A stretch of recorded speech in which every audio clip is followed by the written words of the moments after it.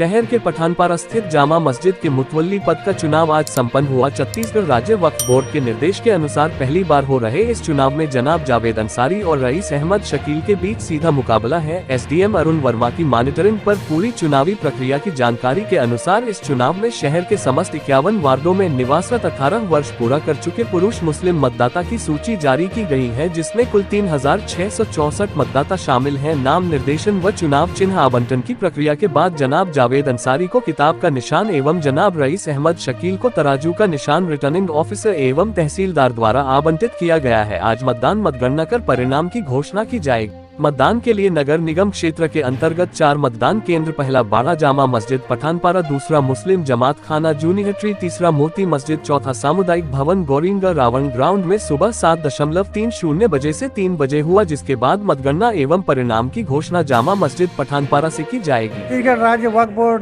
के निर्देशानुसार शहर जामा मस्जिद का चुनाव नगर निगम क्षेत्र के अंतर्गत सभी मस्जिदों के जो है मुस्लिम पुरुष मतदाताओं से हो रहा है और यहाँ पर 4 पोलिंग बूथ बनाया गया है जामा मस्जिद में और एक हनफी मस्जिद के लिए यहाँ और तुलसीपुर और गौरी नगर पे 4 मतदाता में पोलिंग बूथ से इसका मतदान हो रहा है। कुल मतदाता 3664 है।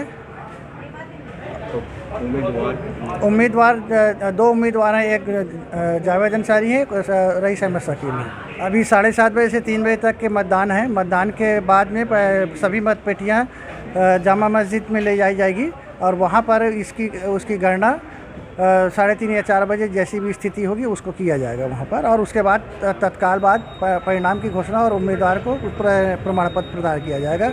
रिटर्निंग अफसर तहसीलदार है इनका, उनके द्वारा दिया जाएगा। इसमें अब्दुल खालिद अंसारी वक्फ बोर्ड द्वारा नामित यहाँ पर अभी जोनल अधिकारी के रूप में काम कर रहा हूँ और वक्फ बोर्ड से सदस्य हूँ यहाँ।